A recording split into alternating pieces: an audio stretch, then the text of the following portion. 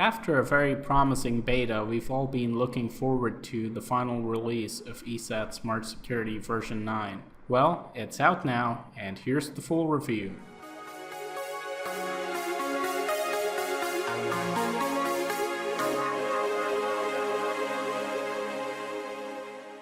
So let's start by taking a look at their new user interface. It seems very neat and organized. They have kept the same layout as before, but they've made some visual improvements to the way the different elements of the UI look and function.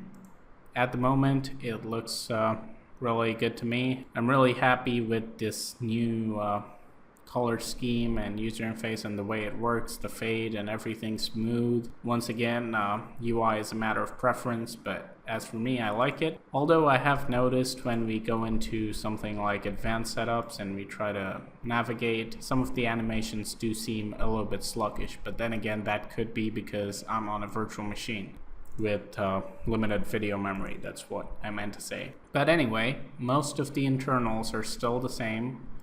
We have all our different modules. We've got computer protection, internet protection, our intrusion prevention system, which we'll be taking a look at. So we have an exploit blocker, advanced memory scanner, self-defense, and the basic intrusion prevention system. At the moment, it's set to automatic mode, which I believe has some automated rules that you're not supposed to see or something, and it works based on those and automatically blocks malicious actions in the background. However, you can set it to something like smart mode, and that means I'm not really sure what it's going to do. But this is interesting. I'm not exactly sure what's the difference between automatic mode and smart mode. Maybe I've forgotten about it, so if somebody knows, just let me know in the comments below. And of course, there's interactive mode, which means you'll be asked for every small kind of thing that goes on in the background, which is very annoying. Unless you want to put your computer in a lockdown, don't try this. Especially novice users, please do not try this and then start crying. Policy-based mode means it's going to only allow certain things to run, and learning mode basically just means it learns everything for a while and allows everything. But then you can switch back to probably automatic mode or something, and it's going to remember the files that are clean, so it's not going to ask you again and again for the same things. Now, advanced setup says drivers are always allowed to load. I think this is just to fix a bug that caused drivers to stop loading. I mean, when you enable HIPS in, let's say, interactive mode or something, and it doesn't allow a basic driver to load, it can cause your system to crash. So this is meant to prevent that. But apart from that, apart from the intrusion prevention system, we have our threat sense as another zero-day component, which basically uses heuristics. I'm going to leave all settings at default for this test since this is the final review. I'm not going to change anything. So let's get started with the test. We have several links here. As for system performance impact, I really don't notice anything so far. And ESET has always had a legacy of being light and gamer friendly, so to speak. So I'm not concerned about that. Resource usage is good. You won't notice a major slowdown, but let's see how is the protection, which is the most important part. So first file, and it's caught by the signatures. ESET's antivirus engine is popular for its high detection ratio, so I do expect a lot of these to be blocked. Here's the website that was blocked. I think out of all these links, Chrome only managed to detect 2 of them. But I'm sure ESET is going to do a lot better. So far, everything has been blocked by their signatures. and it seems this one is dead. It was alive like half an hour ago, so that's how quickly these things get taken down. This one's dead too. So far so good. ESET hasn't let anything to run. Once again, thread blocked by their signatures.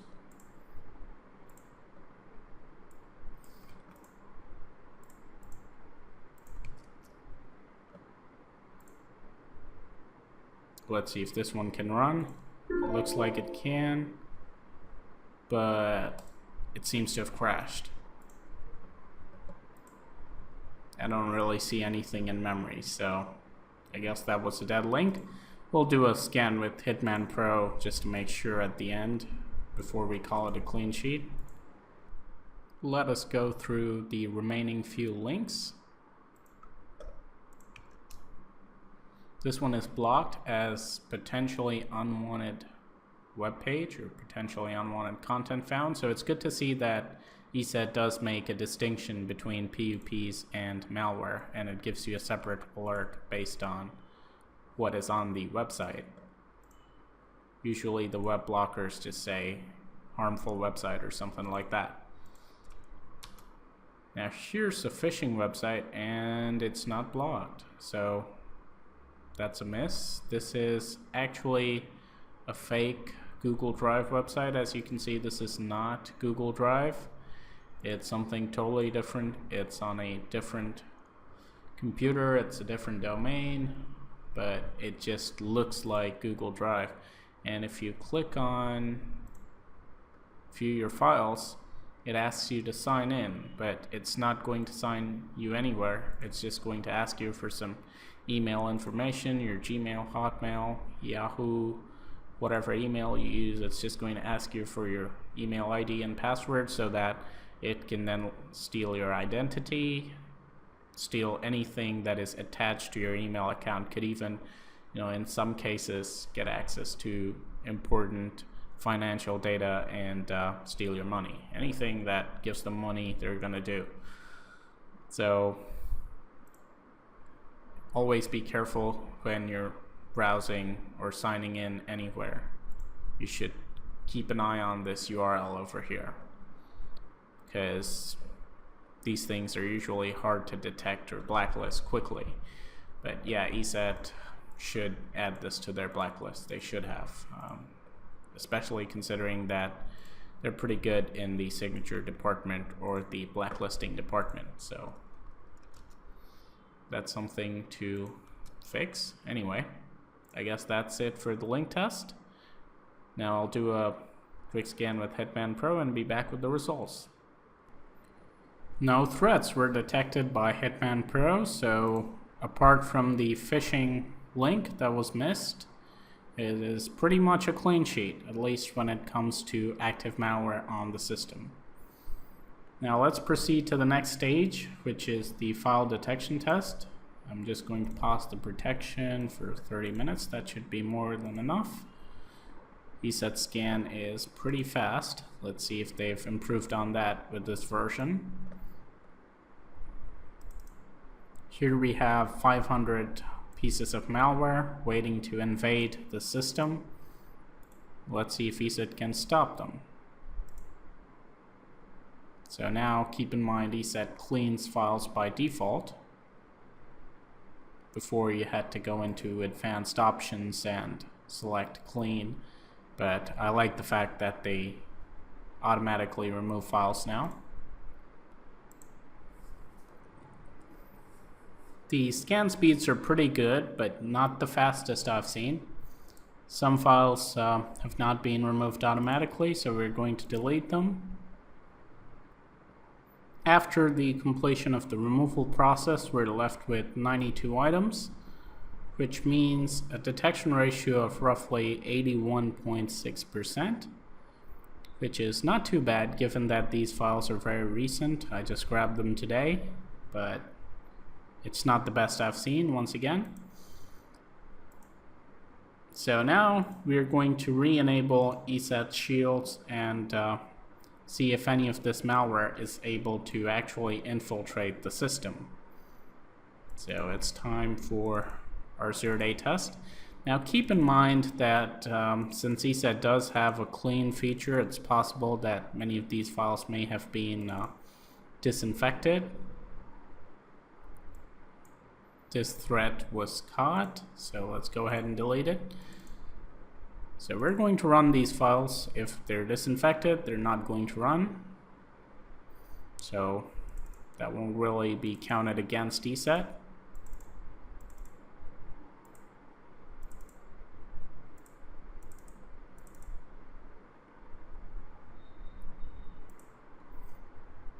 But I do see a fair number of files that are still working.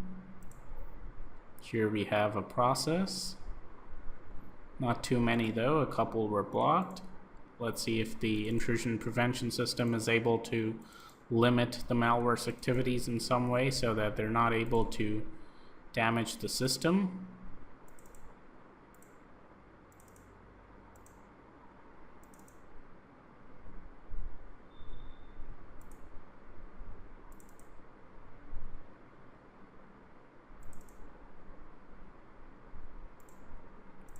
We still have a long way to go.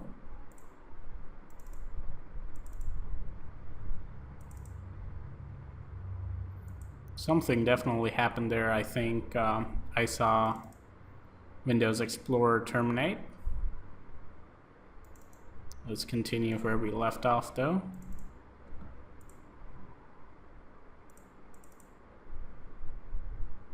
This is a 0 KB file, so maybe it was disinfected or something. Alright, I think I'm seeing a ransomware load up or something like that, because the screen's totally white. I know we've all heard of the blue screen of death, but I haven't really ever heard of the white screen of death. Maybe it's some web page trying to load. Whatever the case, this definitely isn't good news. Still no signs of recovery, so let's see if we can shut it down with the help of Task Manager. Could be this process itself or maybe something else, I'm not really sure.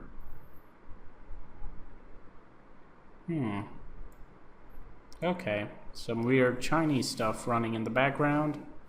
It's trying to take over my screen, so it's not really ransomware. I think it's some kind of adware. Really annoying type. And that gets rid of that. So I'm not sure how much damage that actually did, or was that the worst. I seriously hope the worst is behind us, because I don't want to use a recovery disk now.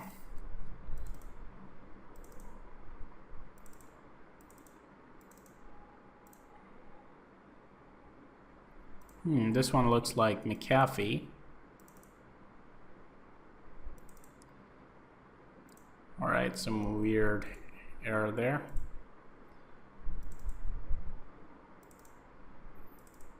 We did have quite a few files that went past their detection or real-time protection shield, so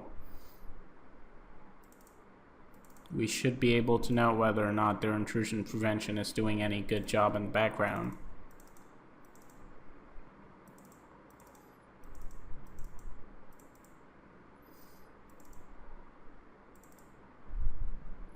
I guess that'll be the last file. So now I'm going to wait for a few minutes and let the system run for a while, just to make sure that any malware that's doing its job in the background is happy. And then I'm going to reboot the system and run CCleaner to clean out the temp files. And after that, we're going to do our second opinion scans as usual and get to the final verdict. Our second opinion scanners have all finished scanning and they've all detected one major threat. And guess what it is? Ransomware CryptoLocker. And this is a bit of a surprise because CryptoLocker is a very well-known variant of ransomware. Of course, this could be a slight modification, making it hard to detect by the regular signatures, but the weird thing is, CryptoLocker is supposed to encrypt our files, but our files seem to be fine. So maybe it didn't quite work. But then again, I mean, everybody deserves a second chance, even CryptoLocker. So let's go ahead and open the file location. ESET protection is still active. I'm going to re-enable it. And now let's try to execute this file once again and see if maybe the ransomware is more lucky this time. I don't see any weird behavior so far. I don't even see any process in... Okay, I do see a process in memory. It is definitely running. I don't see any CPU usage though, which I guess I would see if it were encrypting files.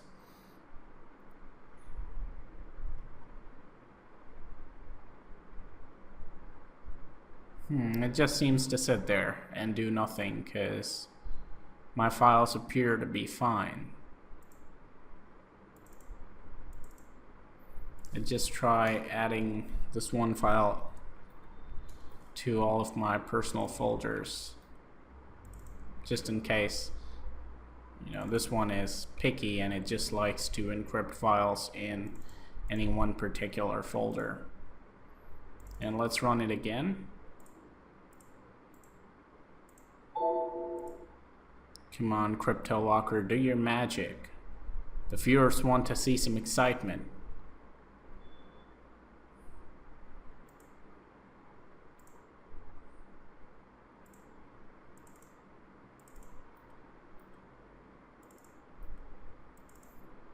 Nope, nothing's happening. So I guess that's a victory. So the score is ESET 1, CryptoLocker 0. Although the signatures didn't quite block the threat, I think the intrusion prevention or some zero-day protection module in the background is preventing CryptoLocker from actually doing any of its malicious crypto stuff. But can't be sure, it could just be a dead file and then the story is not that exciting. But hey, what would you rather believe? Anyway, that's that. So since there are no other threats, I guess ESET did a really good job. Although we ran so many files, I don't see any active malware on the system excluding this. And this is not really active because it's not doing what it's supposed to do. Well, I guess you can complain that, you know, I don't like seeing this process in memory. Podcast install manager. Not a great name either. Looks somewhat like Flash. I'm not sure what to call this, but anyway. So there are some problems. Like if we go into our C drive, now I see some beautiful images of some Chinese adware. Aren't these adorable? And I have some, you know, adware stuff installed here and there, but then again, as you can see, these are just traces, no real files, no real damage done. So that's pretty much a good result for ESET. There are still some aspects that maybe need a little bit of improvement. They do have an anti-phishing module, but hey, add that to your database. So apart from the phishing website that was missed, I did see a few files execute, and that's okay as long as they're not doing any damage and the zero-day components are able to deal with it. I don't really have any problems. But then again, maybe they should include some kind of a rollback feature or a behavior blocker so that it's able to decide after a certain number of actions that a file is potentially dangerous, and then it should be able to roll back the actions. Maybe something like that. These are just ideas for future tech, but so far so good. The current system works, and I don't have too much of a problem recommending this product. I still wouldn't call it best of the best, but it is definitely a solid product, and for a user who wants a very simple product that doesn't slow down the system, have to answer questions, and needs very automated protection, and you need something that's really light as well. I think the lightweight aspect of ESET is one of its biggest strengths at the moment. So those are some of the major plus points. So hope you guys enjoyed this review. Hit the like button if you did, and comment down below what are your thoughts on this version, and what did you make of this test. What do you think happened with the crypto locker? Is the ghost of the crypto locker still haunting this system? Okay, I'm just saying silly things now. Anyway, subscribe to the PC Security channel for more of such awesome videos with the ghosts of crypto lockers. Okay, I'm just gonna cut it now. And as always, stay informed, stay secure.